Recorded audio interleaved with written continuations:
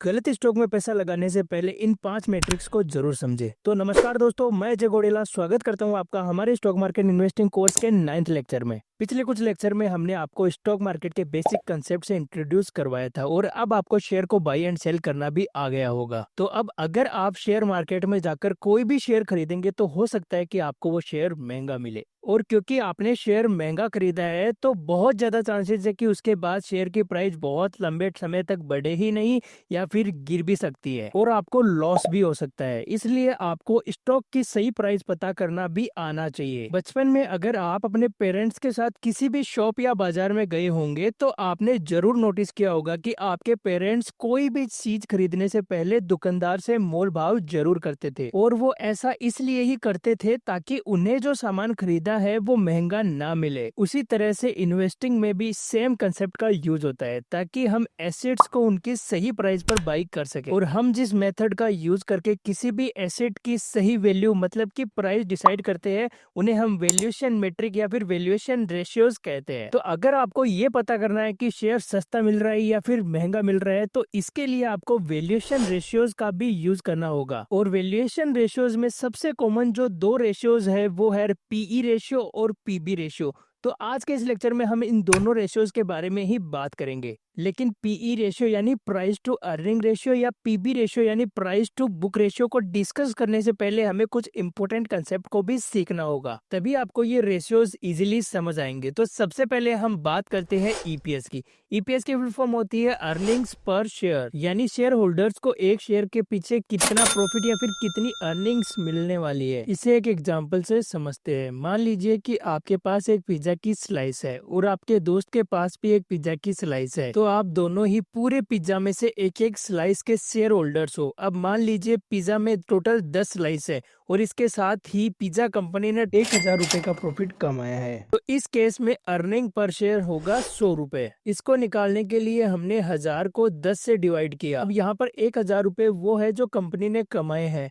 और जो 10 है वो टोटल स्लाइस है। इस हिसाब से आप और आपके फ्रेंड ने एक स्लाइस के लिए 100 रुपए कमाए हैं। इसे समझने के लिए मैं आपको एक और एग्जांपल देता हूँ। मान लीजिए दो कंपनी है, एक ए और दूसरी बी। कंपनी ए का इस साल 1000 रुपए का प्रॉफिट हुआ और इस कंपनी के टोटल आउटस्टैंडिंग शेयर है, मतलब शेयर होल्डर्स के पास जो शेयर्स है प्रेजेंट के अंदर वो है टोटल 10। तो कंपनी का अर्निंग पर शेयर 1000 को जब हम 10 से डिवाइड करेंगे तो 100 निकल कर आएगा। तो अर्निंग पर शेयर निकालने का फॉर्मूला होगा total profit divide by total number of outstanding share. Similarly अगर कंपनी बी की अर्निंग्स है 500 रुपए और उसके भी टोटल 10 शेयर्स है, तो बी का जो अर्निंग पर शेयर होगा वो 500 डिवाइड बाई 10, तो यानी 50 रुपए निकल कर आएगा। चलिए अब इसको थोड़ा और इंटरेस्टिंग बनाते हैं। मान लीजिए कंपनी ए के शेयर की प्राइस है 2000 रुपए और कंपनी बी के शेयर की प्राइस है 1500 रुपए। अब अगर मैं आपसे पूछूं कि कौन सा शेयर सस्ता मिल रहा है तो आपका आंसर होगा यार ये भी कोई पूछने वाली बात है,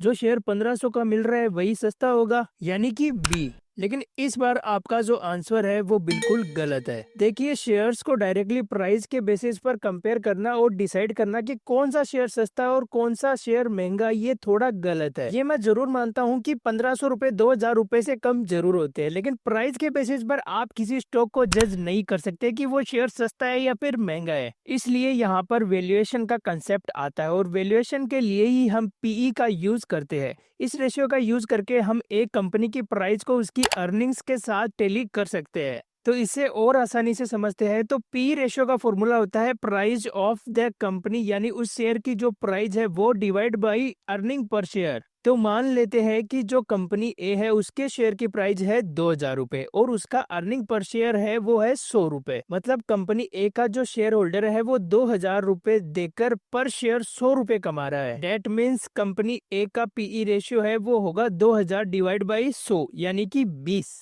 इसका मतलब हुआ कि अब आपको कंपनी ए से 1 रुपया कमाने के लिए उसको 20 रुपए देने होंगे, और वहीं मान लो जो बी है उसके शेयर की प्राइस है 1500 रुपए और उसका अर्निंग पर शेयर ईपीएस है वो है 50 रुपए।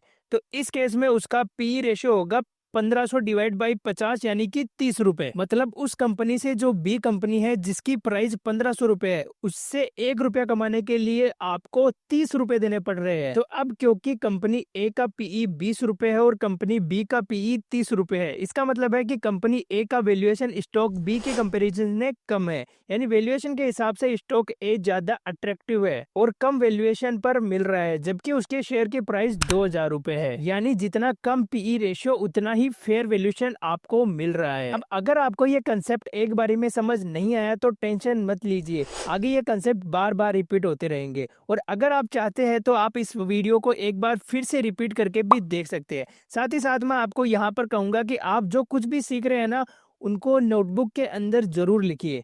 इसको नेटफ्लिक्स की तरह लेटकर बिल्कुल भी मत देखिए। अगर इसको आपको सीखना है तो आप जो कुछ भी सीख रहे हैं उसको नोटबुक में जरूर लिखिए ताकि वो आपको याद रहे। तो अब जैसा कि हमने देखा कि वैल्यूएशन के लिए पीई रेशियो एक बहुत ही कॉमनली रेशियो है, लेकिन इसके कुछ ड्रॉबैक्स भी है। सबसे बड़ी प्रॉब्लम पीई रेशियो की ये है कि ये रेशियो एक कंपनी की अर्निंग्स से कैलकुलेट होता है। यानी इसके लिए अगर कोई लॉस मेकिंग कंपनी है, यानी कि कंपनी की जो अर्निंग्स है वो नेगेटिव है या फिर जीरो है, तो उस कंपनी में आप इस रेशियो का यूज नहीं कर सकते हैं। और इससे भी बड़ी प्रॉब्लम ये है कि ये रेशियो कुछ पर्टिकुलर सेक्टर जिनकी अर्निंग्स इनरेगुलर है उनमें भी यूज नहीं किया जा सकता है, जैसे कि कैपिटल इंटेंसिव सेक्टर जो होते हैं या फिर जो सेक्टर साइक्लिकल होते हैं उनमें भी इसका यूज नहीं किया जाता है। अब ये जो साइक्लिकल स्टॉक, मैंने काफी डिफिकल्ट वर्ड बोल दिया है, तो यहाँ पर मैं आपको क्लियर कर दूं कि साइक्लिकल वो बिजनेसेस होते हैं जो कि एक टाइम पीरियड में तो अच्छा कमाते हैं लेकिन कभी बिल्कुल भी नहीं कमाते हैं। अब अगर साइक्लिकल सेक्टर की बात चल ही रही है तो मैं आपको बता दूं कि इन सेक्टर में real estate companies, steel companies और मेटल कंपनीज, माइनिंग कंपनीज, ये सब कंपनीज आती है। मेरा आपको यही सजेशन रहेगा कि अगर आप नए हैं तो आप शुरुआत में इन सेक्टर्स में इन्वेस्ट ना करें,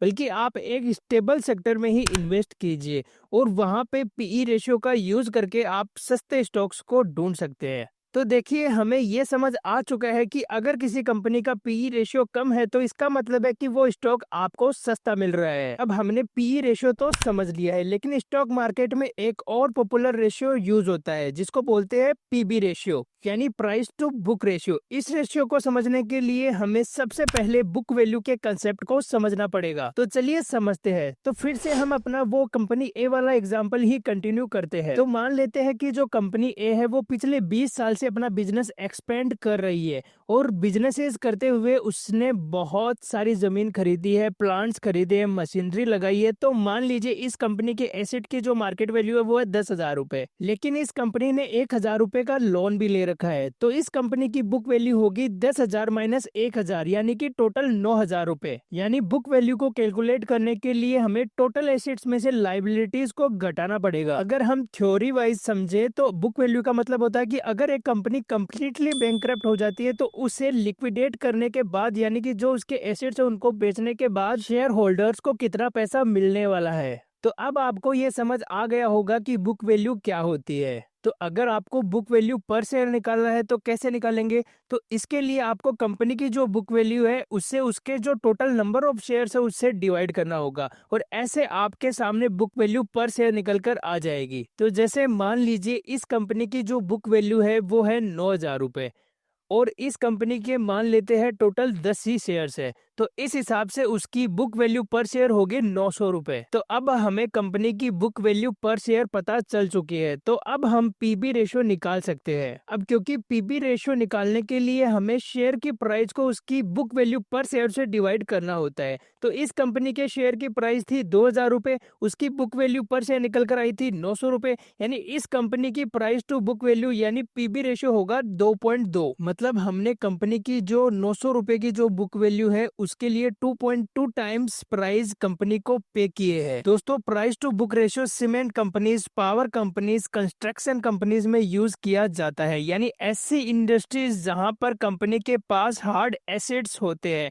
वहां पर हम प्राइस टू बुक रेशियो यानी पीबी रेशियो का यूज करते हैं। इसके अलावा बैंकिंग सेक्टर में भी पीबी रेशियो का ही यूज किया जाता है, क्योंकि जो बैंक्स होती है वो ओवरऑल डिपोजिटर्स जो कि उसके ऊपर लायबिलिटीज होते हैं और लोन जो कि उसकी एसेट्स होती है इन पे ही चलता है। तो बैंक्स स्टॉक्स के लिए भी हम पीबी रेशियो का ही यूज कर सकते हैं। तो अभी मैंने आपको बताया कि पीबी रेशियो कहाँ कहाँ पर यूज होता है, लेकिन कुछ ऐसी भी कंपनीज है जहाँ पर पीबी रेशियो का कोई काम नहीं होता है, जैसे कि आईटी कंपनीज हो गई। क्योंकि आईटी कंपनीज में कोई बहुत बड़ी मशीनरी नहीं लगाते हैं, उनके पास सिर्फ एम्प्लॉयज होते हैं जो कि उनका काम करते हैं। और क्योंकि अकाउंटिंग टर्म्स में एम्प्लॉयज को एसेट्स नहीं माना जाता है, इसलिए आईटी कंपनीज का पीबी रेशियो हमेशा हाई होता है। यहाँ पर मैं आपको एक बहुत ही इंपॉर्टेंट पॉइंट क्लियर कर दूं कि अगर किसी कंपनी का पीई रेशियो 100 रुपए है, तो आपको कैसे पता चलेगा कि वो कंपनी अच्छी है या फिर बुरी है। तो इसे पता करने के लिए आप एक कंपनी को उसी सेक्टर की दूसरी कंपनी से कंपेयर कर सकते हैं। यहाँ पर आपको बता दूं कि अगर आप किसी दूसरे सेक्टर की कंपनी के साथ उसे कंपेयर करते हैं तो ये ठीक नहीं रहेगा। यानी जब आप पीई रेशियो का यूज कर रहे हैं, तब आपको एक कंपनी को उसके सेक्टर की कंपनीज के साथ ही कंपेयर करना चाहिए।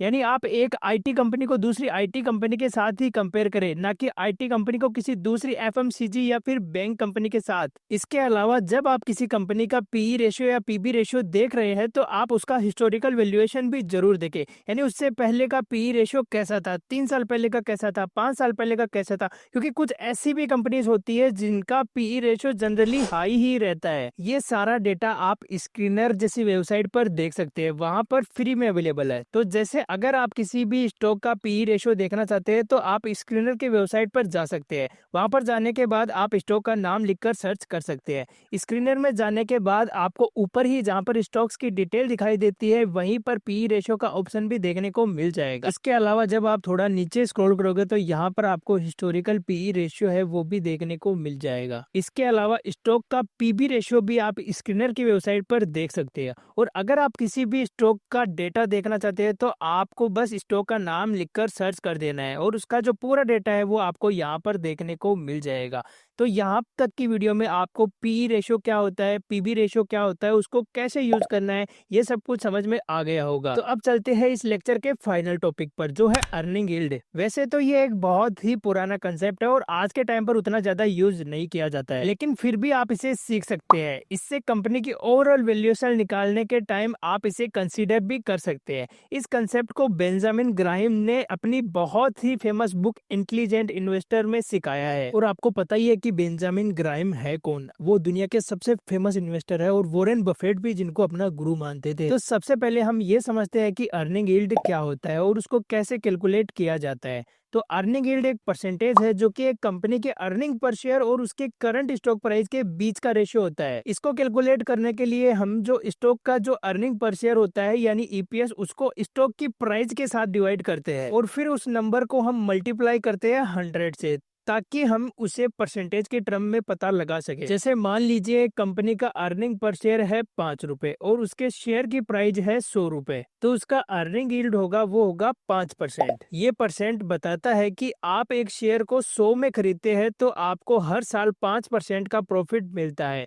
तो ये जो अर्निंग यील्ड है, इस कंसेप्ट का यूज करके आप अलग अलग स्टॉक्स की वैल्यू को कंपेयर कर सकते हैं। जैसे अगर एक कंपनी का अर्निंग यील्ड दूसरी कंपनी के कंपैरिजन में ज्यादा है, तो आप दूसरी कंपनी को अंडर वैल्यूड मान सकते हैं। इसी के साथ आपको कंपनी के बाकी फैक्टर को भी चेक कर लेना है। अगर बाकी सभी फैक्टर भी बढ़िया है और कंपनी अंडर वैल्यूड है, तो वो स्टॉक अच्छा स्टॉक माना जाता है। अब बाकी फैक्टर्स क्या क्या है जो कि एक स्टॉक को इवेल्युएट करने में आपके लिए इम्पोर्टेंट है, तो वो भी मैं आपको बता देता हूँ। इसमें आ जाता है जैसे कंपनी की फाइनेंशियल हेल्थ कैसी है, आपको वो देखना है। उसकी मैनेजमेंट क्वालिटी कैसी है, इंडस्ट्री का जो ट्रेंड है वो कैसा है, उसके कॉम्पिटिटिव लैंडस्केप कैसे है। इसी के साथ कंपनी का रेगुलेटरी इन्वायरमेंट और माइक्रो इकोनॉमिक फैक्टर जैसे इंटरेस्ट रेट, इन्फ्लेशन, ये सब कुछ भी आपको देखना होता है। तो आज का लेक्चर थोड़ा सा एडवांस लेवल का था, हो सकता है कि आपको थोड़ा डिफिकल्ट लगा हो। अगर आपको थोड़ा मुश्किल लगा है तो आप एक बार दोबारा इस वीडियो को देख लीजिए। साथ ही साथ आप नोट्स भी बनाते रहिए ताकि आपको आगे भी ये चीजें याद रहे।